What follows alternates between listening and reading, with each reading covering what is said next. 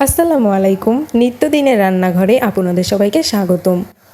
আজ আমি তৈরি করব পোলাও এবং ডিম ভুনা। তো শুরু করা যাক।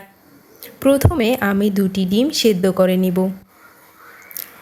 এরপর সিদ্ধ করা ডিম দুটোকে আমি কাঁটা চামচের সাহায্যে ছিদ্র ছিদ্র করে নেব, যাতে এর ভিতর মশলা ঢুকতে পারে। এরপর আমি একটি কড়াইতে সামান্য তেল দিয়ে নেব। এরপর কড়াইতে ডিম দুটো দিয়ে দেব।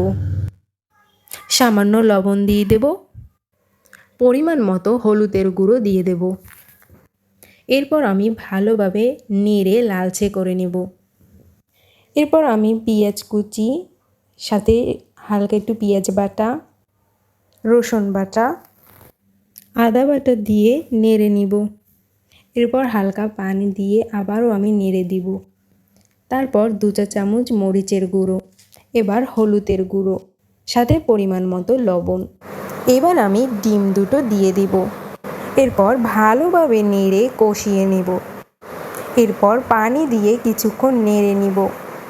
এরকম মাখা মাখা হয়ে গেলে আমি ডিমটা উঠিয়ে নিব। এরপর পোলাও রান্না করার জন্য অন্য একটা কড়াইতে আমি কিছুটা পরিমাণ তেল দিয়ে দেব। এরপর পরিমাণ মতো পেঁয়াজ কুচি দিয়ে দিব। এরপর কিছুক্ষণ নেড়ে নিব, যাতে পেঁয়াজটা একটু লাল লাল হয়ে আসে। 2 চা চামচ পেঁয়াজ বাটা দিয়ে দেব, রসুন বাটা, এরপর দিয়ে দেব আদা বাটা, এরপর দিয়ে দেব জিরা বাটা। এরপর ভালোভাবে নেড়ে আমি চিনি গুঁড়া চালটা দিয়ে দিব। এবার কিছুক্ষণ নেড়ে আমি চালটা ভালোভাবে কষিয়ে নিব। এবার এর ভিতর আমি 2টি দারুচিনি এবং 2টি এলাচ দিয়ে দিব। এরপর ভালোভাবে নেড়ে আমি এর ভিতর পানি দিয়ে দিব।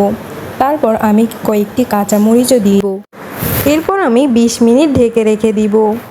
20 মিনিট পর ঢাকনাটা উঠানোর পর তো আপনারা দেখতেই পাচ্ছেন কি সুন্দর ঝরঝরে হয়ে গেছে। তো এবার পরিবেশন করার পালা। তো মাশাআল্লাহ, আপনারা দেখতেই পাচ্ছেন আমার পোলাও এবং ডিম ভুনাটা কতটা সুন্দরই দেখাচ্ছে এবং খেতেও অনেক মজাদার হয়েছে। আপনারাও তৈরি করে বাসায় খাবেন। আপনারা তো জানেন আমার এই চ্যানেলটি নতুন, তাই আপনারা সবাই সাবস্ক্রাইব করে দিবেন এবং আমার পাশে থাকবেন। আল্লাহ হাফেজ।